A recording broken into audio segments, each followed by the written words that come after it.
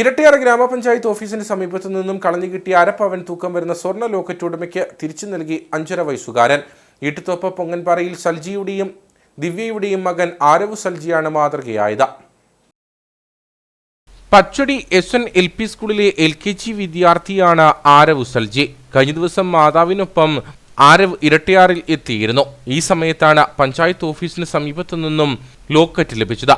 ഉടൻ തന്നെ ലോക്കറ്റ് അമ്മയെ ഏൽപ്പിക്കുകയും ഉടമയ്ക്ക് തിരികെ ഏൽപ്പിക്കണമെന്ന് പറയുകയും ചെയ്തു.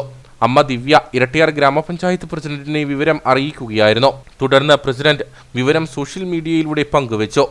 നമ്മുടെ ഇരട്ടിയാർ പഞ്ചായത്തിന്റെ മുൻഭാഗത്ത് വെച്ച് ഒരു സ്വർണ്ണ ലോക്കറ്റ് കഴിഞ്ഞ ദിവസം പ്രിയപ്പെട്ട ആരോപണം ഈ കൊച്ചുകുട്ടിക്ക് കളഞ്ഞു കിട്ടി.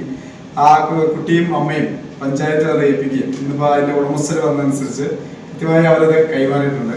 അപ്പോൾ ഏറ്റവും അഭിമാനമുള്ള നിമിഷം, കാരണം ഇതുപോലെ കൊച്ചു കൂട്ടുകാർ അവരൊക്കെ കളഞ്ഞു കിട്ടിയ ആ സ്വർണം തിരിച്ച് ആ ഉടമസ്ഥന് കൊടുക്കാൻ കാണിച്ച ആ മനസ്സിന് ഇരട്ടിയാർ ഗ്രാമപഞ്ചായത്തിന്റെ പേരിലുള്ള ഹൃദയം നിറഞ്ഞ നന്ദി രേഖപ്പെടുത്തുന്നു.